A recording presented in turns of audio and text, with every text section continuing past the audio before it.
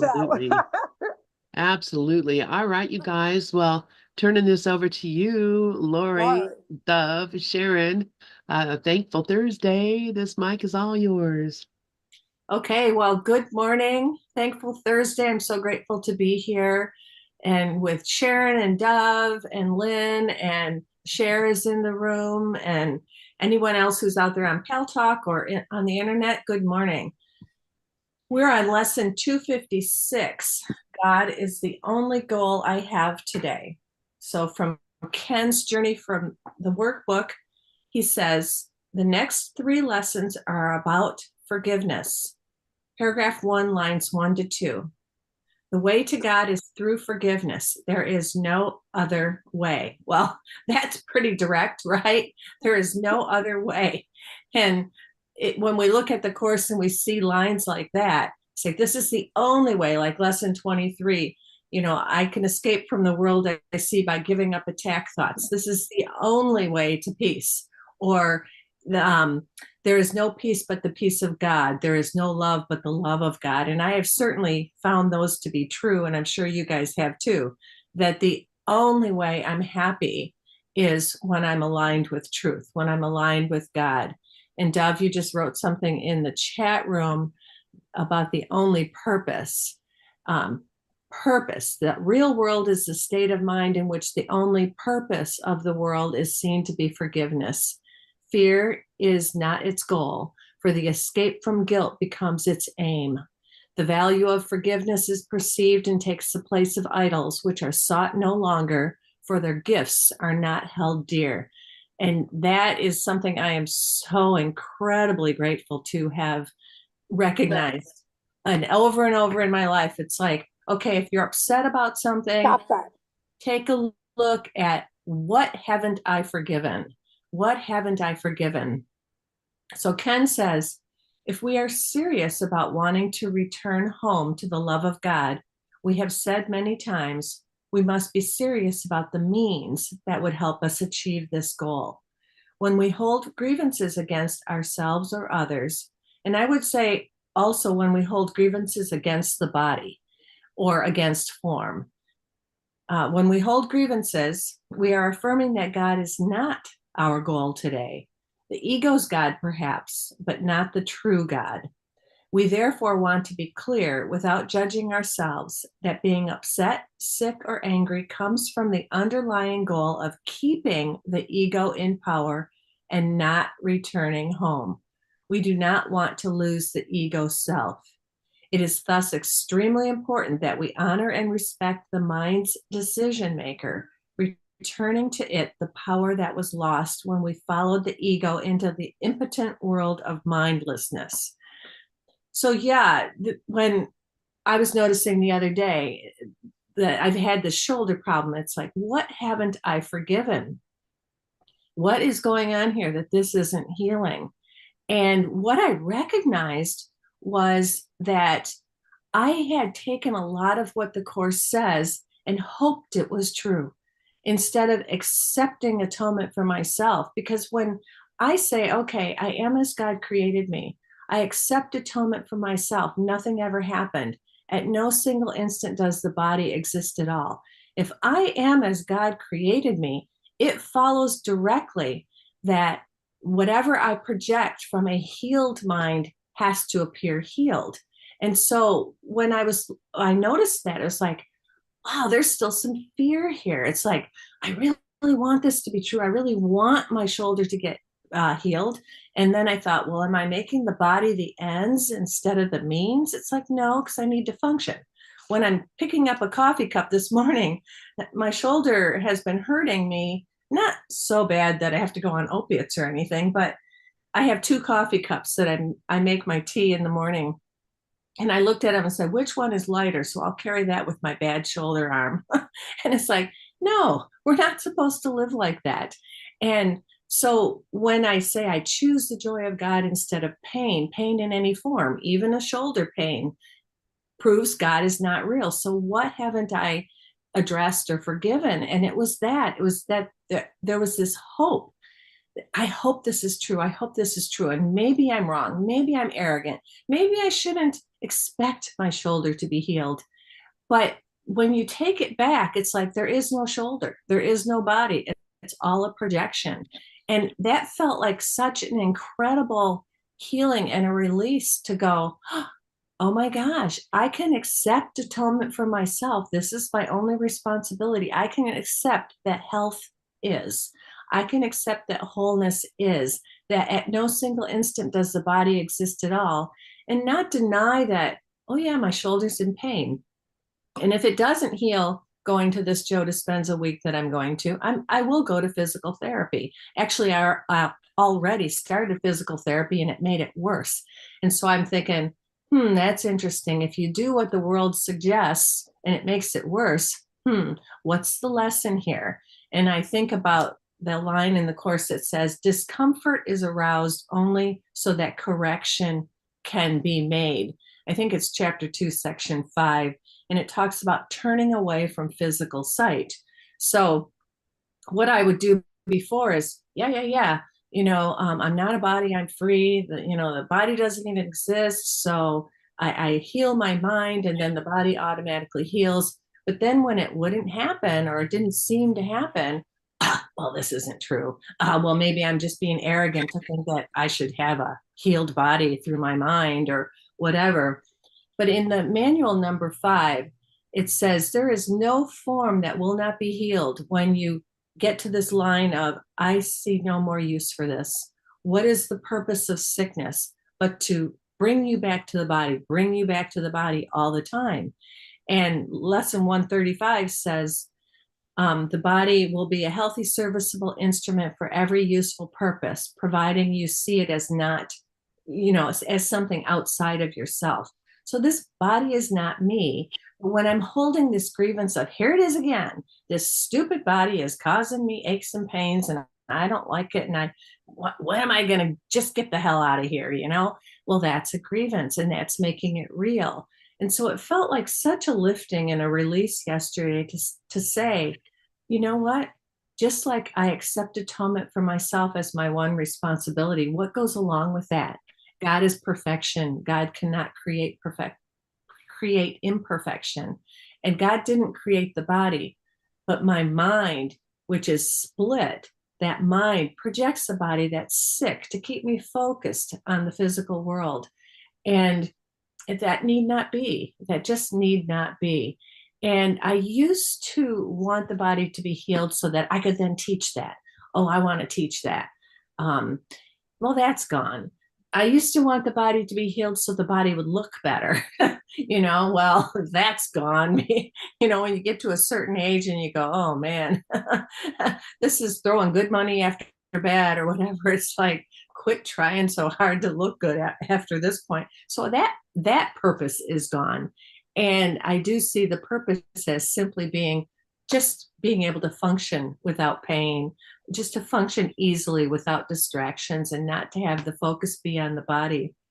So it seems to me that God is my only goal. My goal is to focus on God, to focus on truth. And how does that express and how does that show up in my life? And if I'm focused on God and not the body, it's like lesson 136, sickness is a defense against the truth, says, if you've practiced correctly, the body will not feel it all. So again, I don't think that I'm going with the body as an end like I used to, but just as a means. You use this body for awakening. So this appearance of shoulder pain is not real. It's not true, but I can use it. It's like, oh, what's it saying? How is it distracting me from God is my only goal? So I'm going to turn it over now to Sharon. Very powerful sharing there, Lorri. Very, very powerful. Yeah, the body is actually a distraction. The ego uses it so it's real because we feel those senses. We feel the senses of our neck hurting or our back hurting. And all that's doing is distracting because there really isn't a body there. However, there are thoughts. And the healing of the thoughts. What am I still believing that's real? What am I not forgiving? And forgiving isn't about, I'm sorry, I'll never do that again. Forgiveness here is that you look at it and you realize that it's not real, that it's just objects that are in the mind, including the character that I'm playing, Sharon. And it's object consciousness. So you have to realize that, or I do, that any judgment I make is my judgment. Complaining about my body is making it real too. And I do that, I used to do it all the time because I had a very intense pain from fibromyalgia. And now it seems to, I'm not saying I never get it, but I don't get what I used to. And I have to say that a lot of that was about fear, because when I had very, very bad pain, the ego was really coming on strong. And this is when my son wasn't doing well, which is already over 6 years. He's been fine. And I have to say that even my whole process has changed.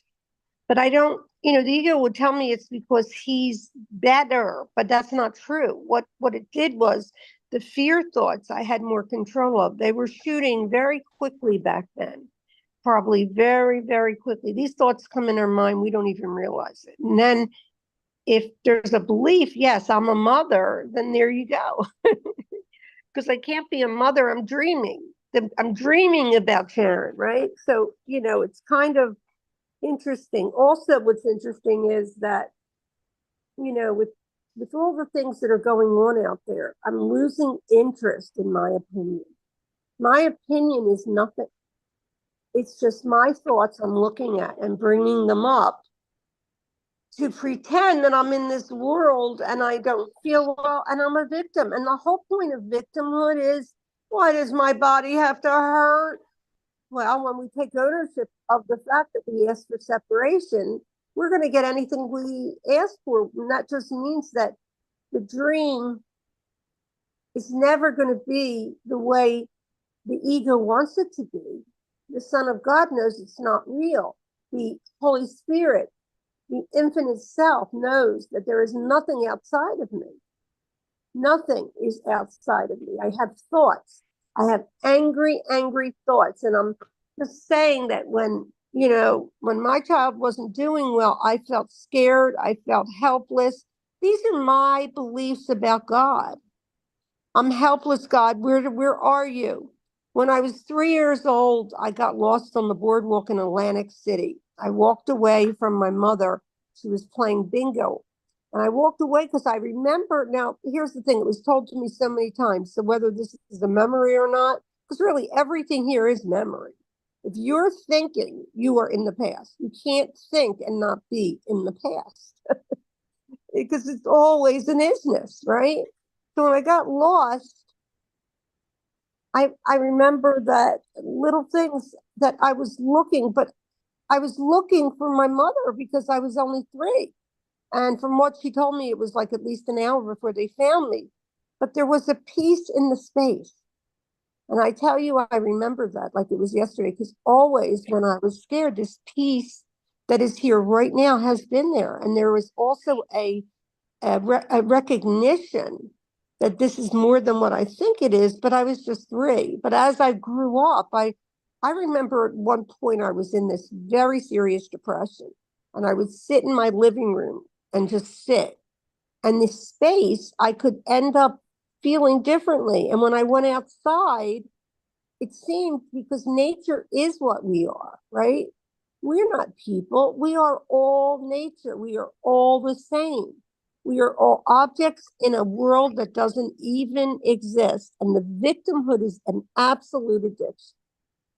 And if anyone can admit to that, I can, because I was addicted to victim mentality more than victimization. Because when you're a victim, you really can say basically that I have the worst luck. Why is God doing this? This is the kind of stuff that would come out of my mouth. How could God do this? I remember when I was in Philly, I would say, I can't believe it. I've done everything you can to be a good person. And I'm not a person at all. I'm mind. My mind is split. And the split mind that I when I'm in the wrong mind, I'm going to have wrongness. What does that mean? I'm going to have pain. I'm going to believe it's mine. Where really it's just, you know, it's a story that the ego makes up when we have anything that doesn't seem right. And it'll go on and on. Like I remember when I would walk with my dog and my body would be in pain, the mind would say, oh, I'm in so much pain. I can't believe it. I'll never wake up. And all of that is not me. The ego is not who I am. The ego is nothing. Yeah, somebody could say, well, Sharon's a nice person, and somebody else might say that she's not a nice person. But these are concepts coming into their mind. The concepts that I believe are just that. They're concepts.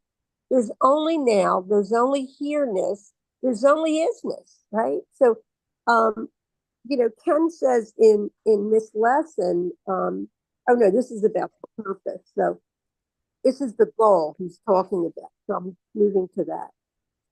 Jesus is not saying we have to awaken to reality and disappear. And that, by the way, would scare me. Oh, who's that? Oh, that's Susie Love. Hi, Susie Love. Jesus is not saying we have to awaken to reality and disappear, but he tells us that he wants to help us make the ego's thought system disappear. We would still retain our physical, psychological identities. Nothing is going to suddenly disappear. I remember when I read, that we're not going to be hurled right up into heaven. We're not going to disappear because that is a fear of the ego, right? But we can't disappear. We're not formed. We're always here. And, when we talk about where we're going to go after we die, that's kind of silly because you're never even alive. Why would you go anywhere? All you are is this light that is so strong, you can't go anywhere, right? So he's saying, what will begin to change, however, is the lack of peace and disquiet we feel. And that's really when the ruckus came for me, when I was in pain. That ego just came on. And you know why it came on? A lot of it was because I was listening. Just take your place with that and just say, I am that I am. I am not that. I am that I am. I am not that. Yet in order for that to happen, Jesus teaches us to look differently at other people. He's telling us basically, if we see people out there, then we're in separation. Everything here is oneness. Even though it seems like objects, the space becomes oneness. The stillness is oneness. It is a reflection of where we are right now in heaven. And the character that I thought was so important isn't even real. So not a moment in heaven has ever been wasted because heaven is here, heaven is now, and why wait? What does that Jesus say? Why wait, Holy Son of God? How long do we have to wait? Own it now, claim it now, because that's what we are. We're all God. Yes, we're the children of God, but we're all God because there's no difference between me and my Father, right? Except I created the dream. The dream's nothing, but I didn't create myself because the Creator creates everything, but I still have the same powers. So that's why this crazy dream I ended up seems so real, And in January, I'll be 70, and I contemplated 70. I haven't been here 70 years. Never have I been here 70 years. This is a virtual reality. Time is a concept. That's all it is. There is nothing that is real in time. We are timeless. And we can watch the dream as the Holy Spirit, because that's who we really are. And so with that, I'm going to turn it over to Doug. Wow, Sharon and Lorri, you already said it all, really. There's not really anything else left to say. Anything that I could say after that would be just repeating the same thing over and over again, That's pretty much what joy and happiness is just being in the joy and the happiness.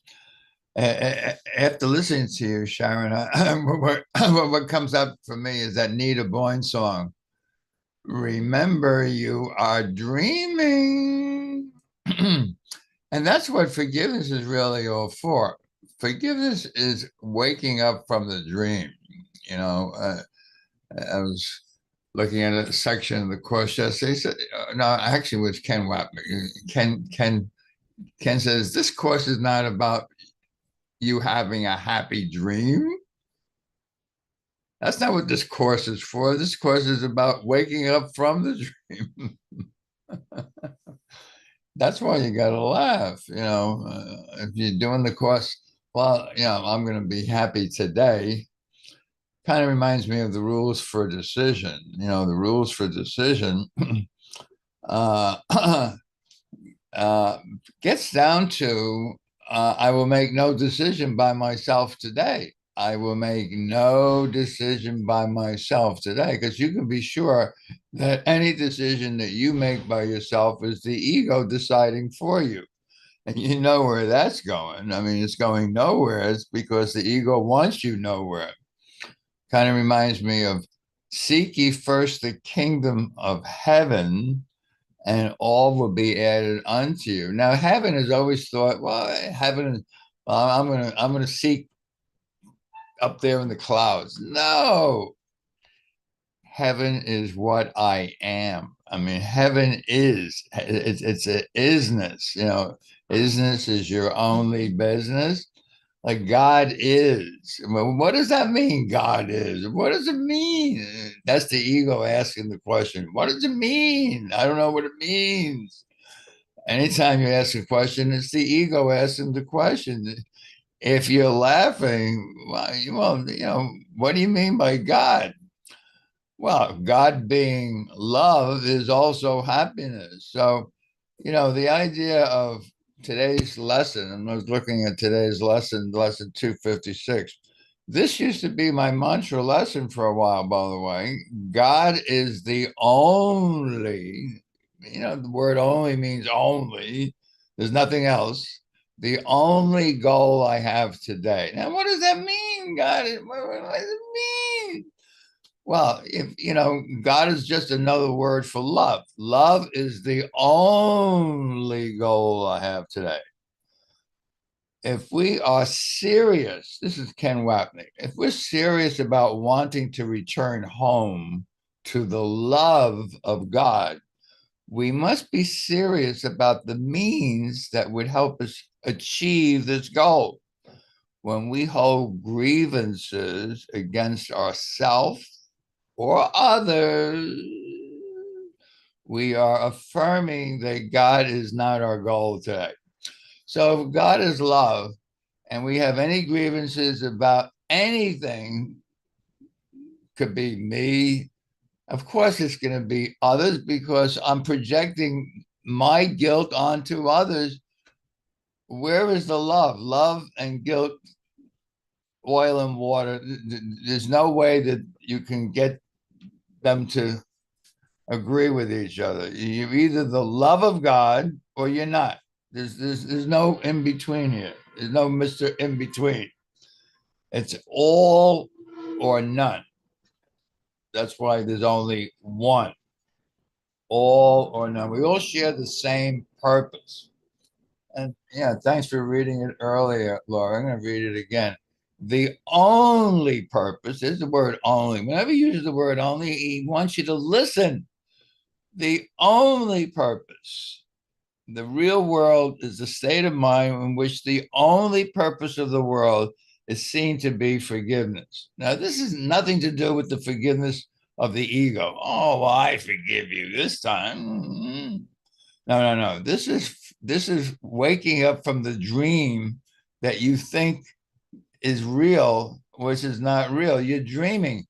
Remember, you are dreaming. Nita Boyne, thank you so much. Fear is not its goal. Yeah, I go through life afraid of this, afraid of that. Well, why is that? Well, because my purpose is that I'm a body and I know I'm going to die, and I don't want to die now. Excuse me. That's your make-believe dream. You made it all up. You're not a body. How many times you got to be told, I'm not a body. I'm free of the body. I am still as love created me. Love created me as itself. And what is love? But something that's all encompassing. There's nothing outside of the love of God. Nothing. Zero. So am I considering myself a zero? Mm-hmm. Am I, do I want to make something of myself? Oh yeah, I can decide for myself, but that's the whole problem. So when you finally get rules for decision, he says, listen, set the goal right up front. You know, what kind of a day do I want to have today? I want to have a happy, joyful day. Well, the only way you can do that, since the ego decides what's going to happen for you today, is say, I will make no decisions by myself. If I make no decisions by myself, I'm just getting my little small self out of the way and saying, Holy Spirit, I will follow you. I put you in charge at my request, knowing the direction that you lead brings me peace. Yeah.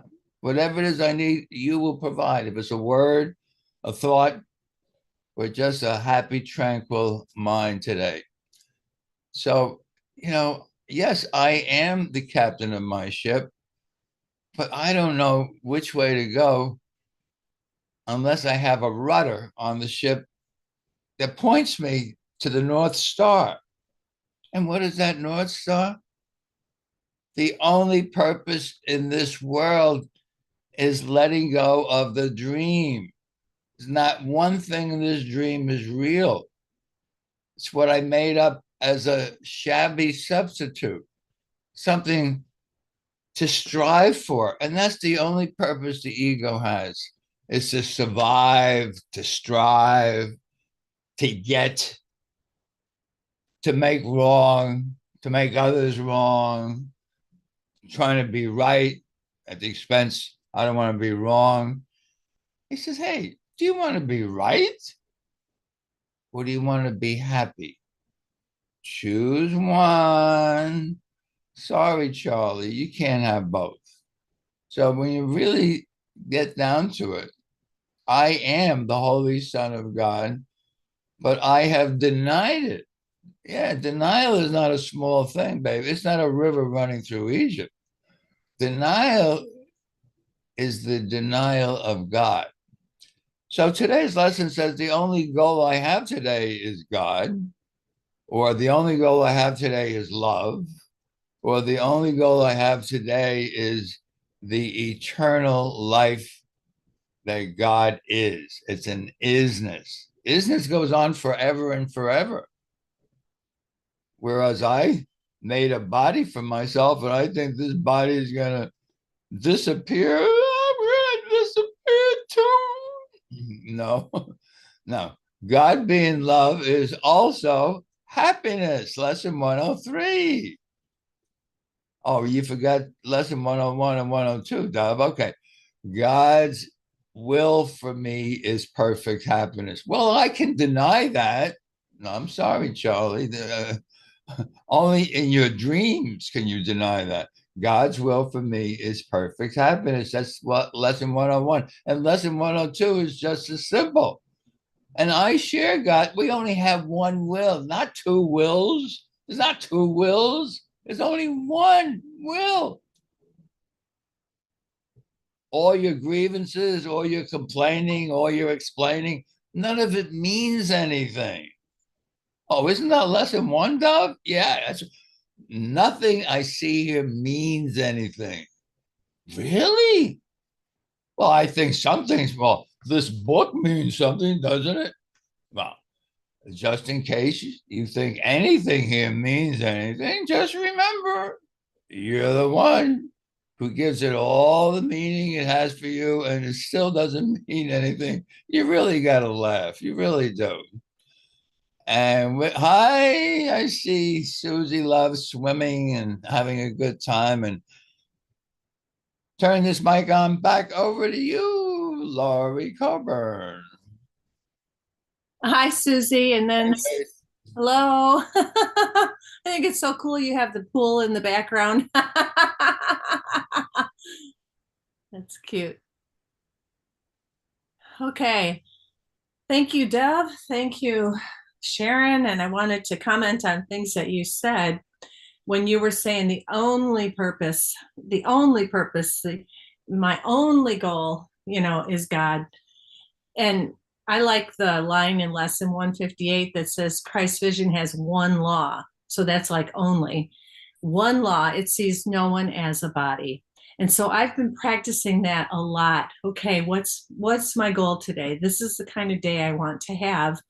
And it's always, I want Christ's vision. And I can say from the ego standpoint, I don't even know what that is. I'm not sure what that is. But as I go along, during the day, the reminder comes to the mind of, oh, see no one as a body. Look past the body to the light that shines in everyone, and don't even focus on the body. And that's getting easier and easier. So the thought will come up, oh, they're not their body, which means also that nobody is their personality either, because the personality comes along with the body. And something that has occurred to me recently is that even when people have been on a spiritual path their whole lives or have meditated for years and years, their personality stays basically the same. The rough edges might go away, but basically that's who they seem to be. That's the dream character. And it doesn't really change a whole lot. It does change. People grow, they get nicer or not. But the personality is the same, and it's not theirs. It's nobody's. It's just the dream character. Because I was judging personalities. I was judging people, judging dream characters like, well, if you've been on the spiritual path this long, you should be different. No, they shouldn't be different. The minute I think anybody is a body for one, or is a personality for another, I'm the one who's lost track. So a while ago, I was thinking, I'm only here because of my grandchildren. And it just occurred to me while you and Dove, you and Sharon were talking, wait a minute, no, they're here for me because I think I'm this body that's a grandma. That's a personal identity. That's not even true. And they're waking me up. I'm telling you, I get so many lessons from these little children. It is the most amazing thing. And I was around my daughter, of course. She was an only child. And it's very different than being around 3 kids who are very different than my daughter, their mom. My daughter was very sensitive, not emotional, but she was quiet and shy. And she was in the 25% category of very easy children. And I always say God knew what he was doing because I couldn't handle difficult children. Well, her 3 children are normal. They're normal kids that want their own way. And it's so funny. I've been watching the ego development, and it's just highlighting everything that I've learned in A Course in Miracles, because even though I've been in the psychotherapy field, child development was not my thing. I worked with adults. So seeing this child development and seeing human nature, just human nature, which is to fight, to struggle, to grab, to want to be special, to want to be first. And these are sweet little kids, but they're little savages. And so they're really teaching me and showing we can't judge anyone, because I think it was Sharon that said, we wouldn't judge a little child that's crying, a little 3-year-old that's crying in the middle of the street. And when you said that thing about getting lost on the boardwalk when you were 3 years old, oh my goodness, nobody would judge a little 3-year-old that's scared and crying on this big, huge boardwalk. Oh my gosh, that's terrifying. So I'm so grateful how the Holy Spirit is changing my mind to be able to be the presence of love with these children instead of being what I would normally, my normal personality would be angry and stop that and stop acting that way and, love, hate these kids. And I don't, and it's a gift. It's grace. It's total grace. So last night, my daughter, my 5-year-old granddaughter has trouble, and she started hitting my daughter and screaming and yelling and hitting her sisters. And it's often with transitions. So I took my granddaughter to the park, and when she came home, I was talking to her about it. Now, this is when it gets hard for you, when you walk in the door and then you see that you have to share attention with your little sisters and all that. So how are you going to handle that? And we talked about, she has her fingers and blows out the candles on her fingers to get rid of the anger and stuff. Well, I drove off and got a text from my daughter, not 2 minutes in, that my granddaughter started screaming at her and hitting her. And I thought, you know what? My daughter didn't ask me to do this, but I'm going to turn back around. I'm going to turn back around. And I went back to the house and talked to my granddaughter, and we went in her room together, and she was like huddled up, like, no, I don't want to talk, what kids do. And then I just sat there and I just beckoned to her, come on, just come on and get in my lap, and just held her and let her cry and cry and cry and cry. That poor little thing, she's got so many tears in there because for 3.5 years, she was the star. She was the center. And all of a sudden, these 2 little babies come in and take everything, take all the attention. They're bratty. They get in her way. And her whole world was turned right upside down. And so now I'm working with her to teach her anger management and how to deal with her feelings. And I've even introduced the idea of how we choose our lives, and we choose, choosing to have your sisters, choosing to have the parents that you have and stuff like that. And she's really open to it, and she is absorbing it, and she still hasn't fully integrated it, but it was just so nice to be able to do that, because previously my reactions to her were anger, like, stop it, just stop it. You need to stop behaving this way. And yeah, she does need to stop behaving that way.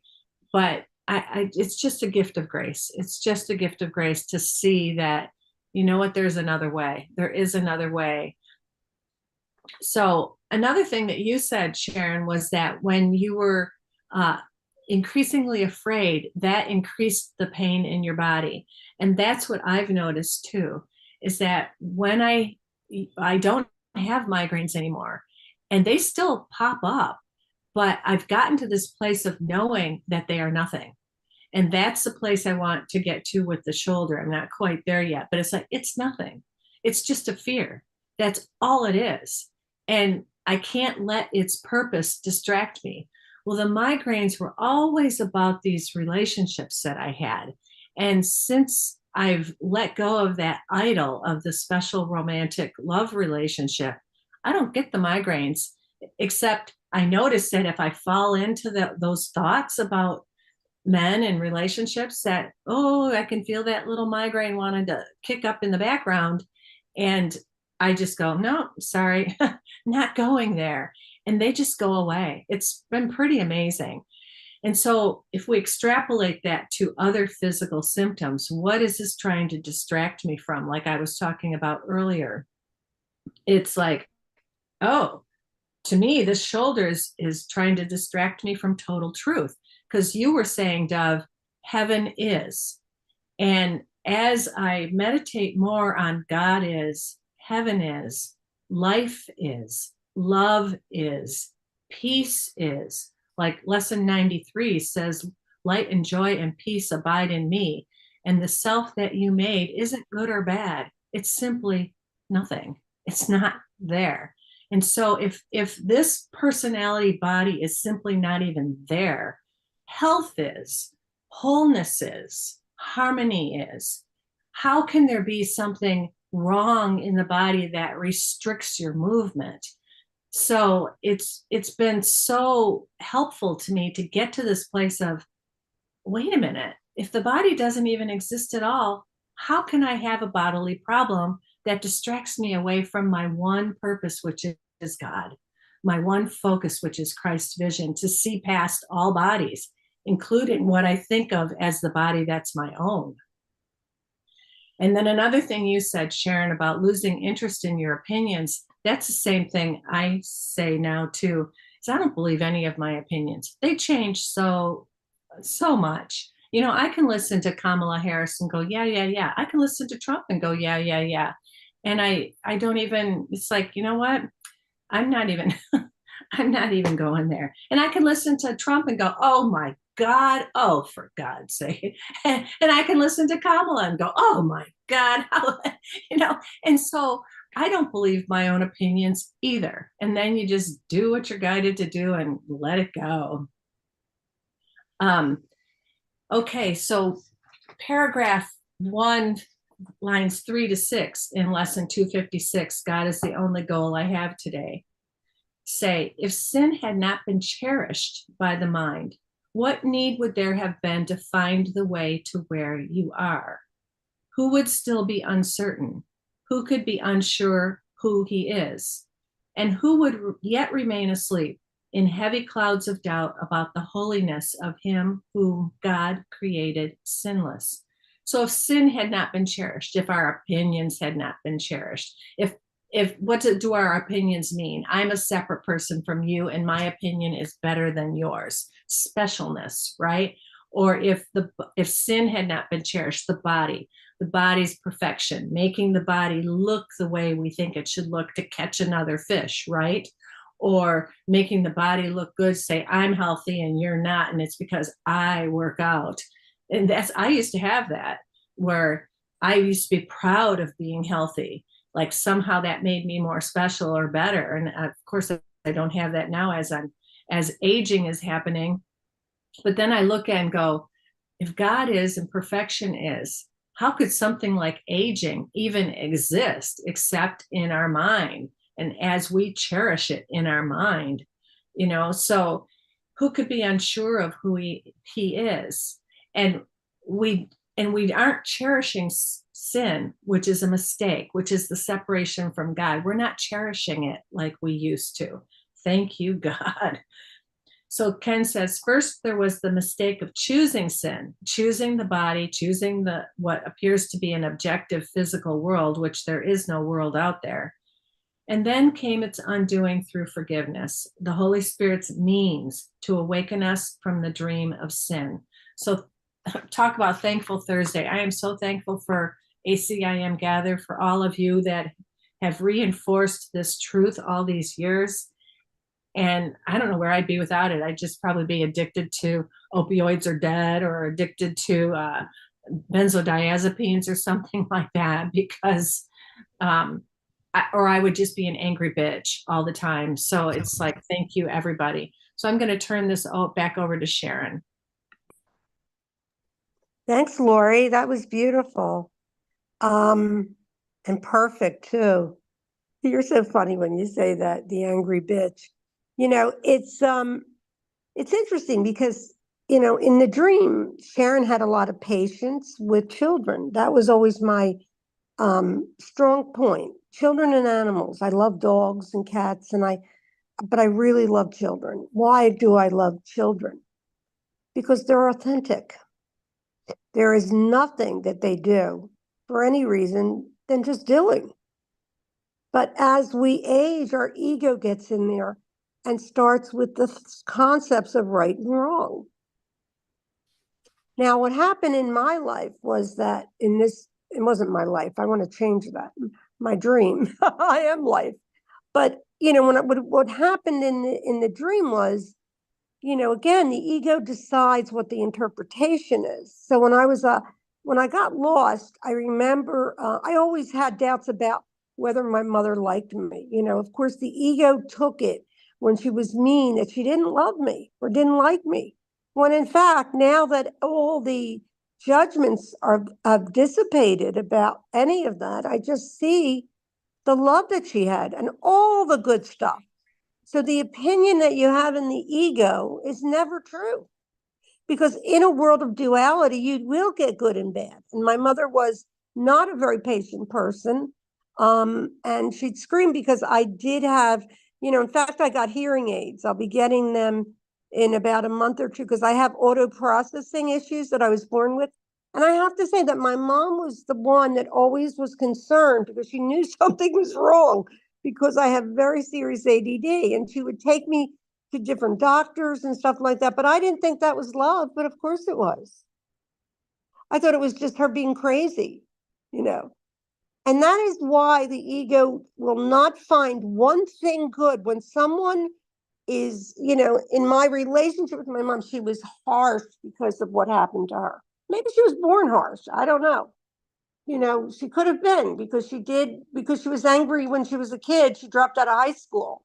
She was angry at her father and all that other stuff because her parents got divorced. And then she went back to school when she was 40 and she only had one leg. So she gave me something that I absolutely want to say in gratitude. She was one of the strongest people I've ever met. At 40, she went to college, high school she had to get a GED, and then she went on to get her master's. And she had to also drag a leg around, and it was hard. But I was scared of her when she screamed at me because she screamed when I was little. Those are the cells that are remembering. And those cells have to be taught that none of it was real because then the goodness of that being comes through. And there was always love. But what I was blessed with is this love for children. And I always attribute that to my younger sisters. When it was 7 years, 7.5 years, she had my sister Gail, and then 2 years later, she got pregnant by accident, and she had Amy. And I'm very, very close with my sisters, but I loved when my mom would say, watch them. I never had a problem. Now, that's in my nature, right? Because I happen to be just a very empathic individual with children, but it didn't mean, even my mom loved children, but she didn't have patience for children. And now today I am substituting and loving every minute of it. I mean, I can't wait to be with kids. I have kids come on Saturday for art, and it's all about, but I still had an ego that I didn't realize had so much hate. And I saw it. I saw it when I was completely unconscious. I saw the hatred when I could really see, like when I was like, okay, in a depression, I saw self-hatred everywhere. And I thought I basically saw everybody as like the Wicked Witch of the West when I was in that depression. So, it's so obvious to me today that I made this dream. I was, whether it was designed by the me, because there is no me, or the I consciousness, but taking ownership and realizing that I had to pick a mom that was hard on me, an ex-husband that was hard on me. How the heck was I going to find out who I was, right? But, there were sometimes that when I was scared of somebody, with my mom, I would just go the other way. I just would, get out of the way is really what it was. But my ex-husband, I came right into his space because I was so sick of the constant bullying.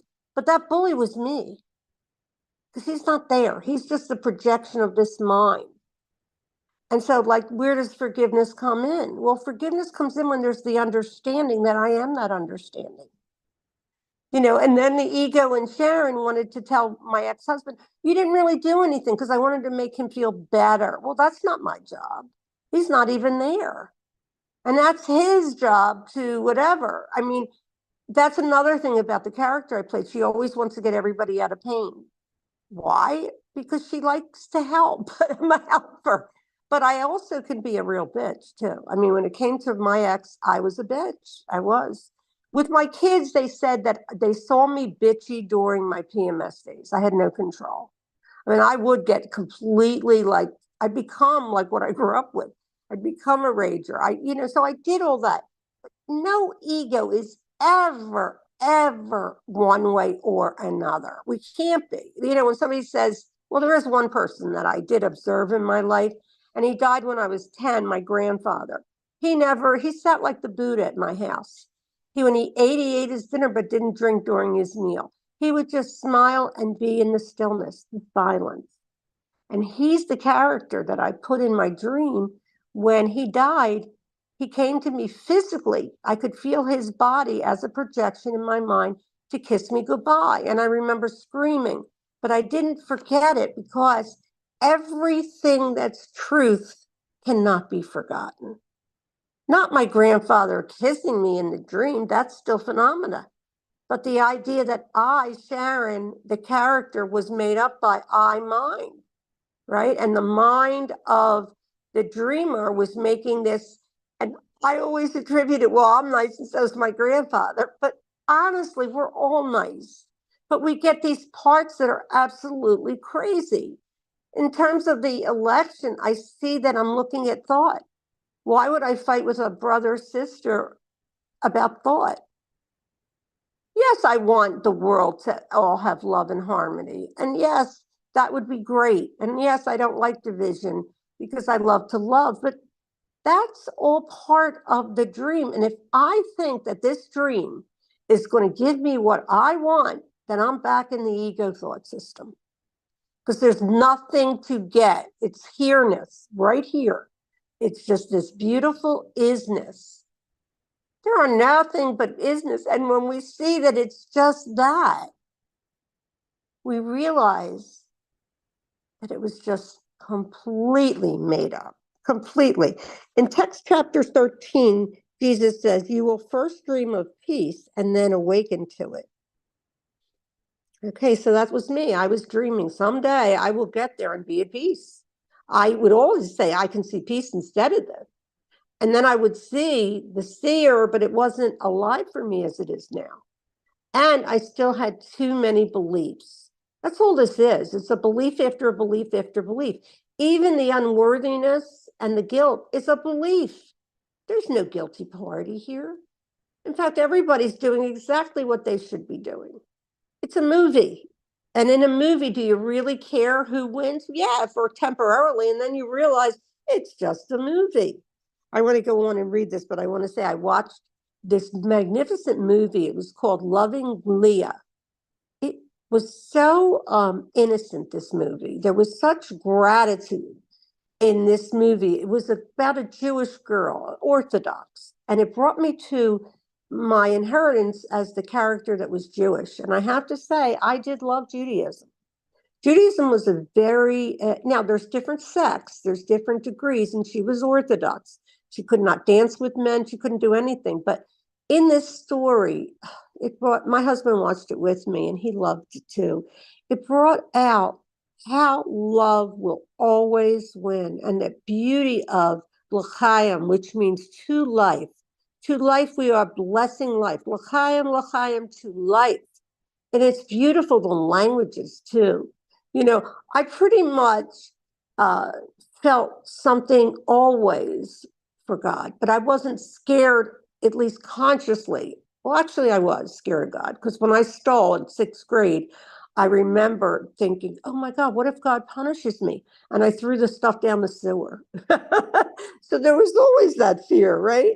But anyway, he says, your first exchange of what you made for what you want is the exchange of nightmares for the happy dreams of love. Doesn't mean your physical thing. It can change, and mine has, but things are still going to happen in the dream. I'm going to die. Somebody else is going to die.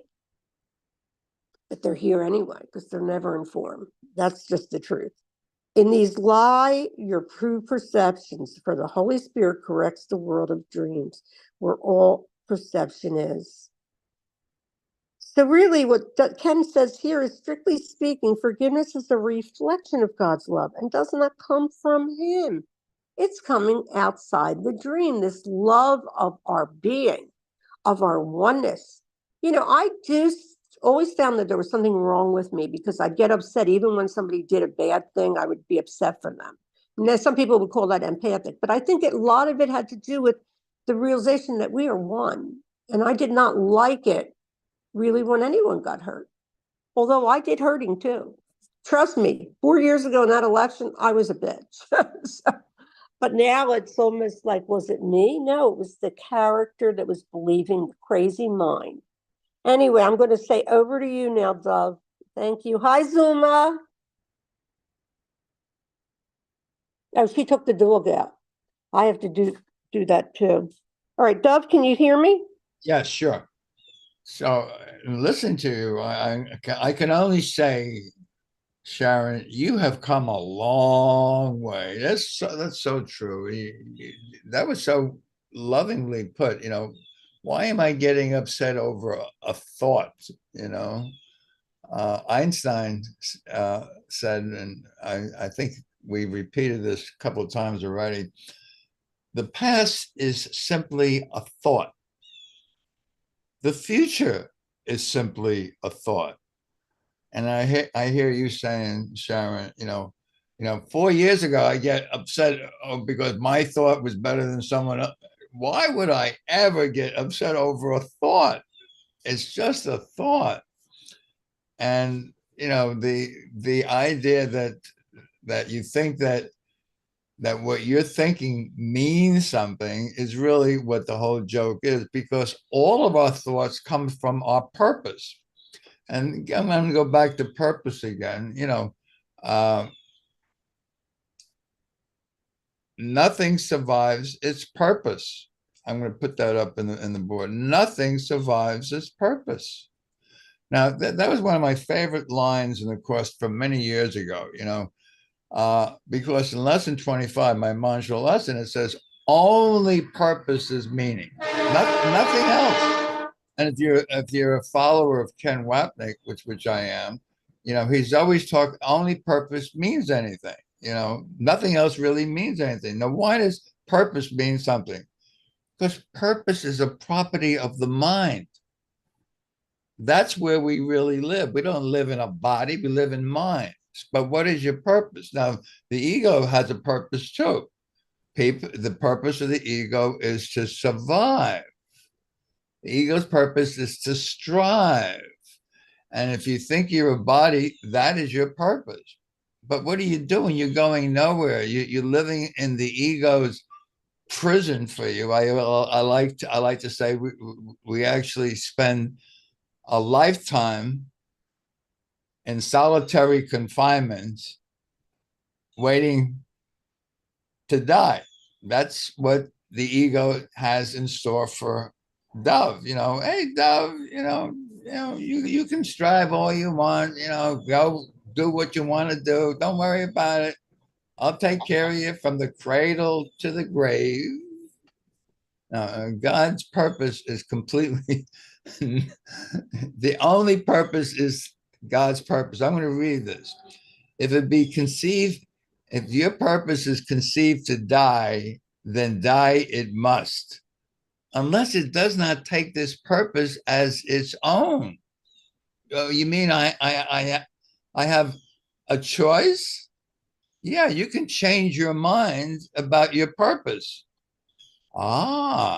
Change is the only, there's that word only. Change is the only thing that can be made a blessing here in this world, where purpose is not fixed, however changeless it appears to be. Think not that you can set a goal unlike God's purpose for you. If there's one will, there's only one mind, there's only one goal, there's only one purpose. It's not my purpose, it's God's purpose.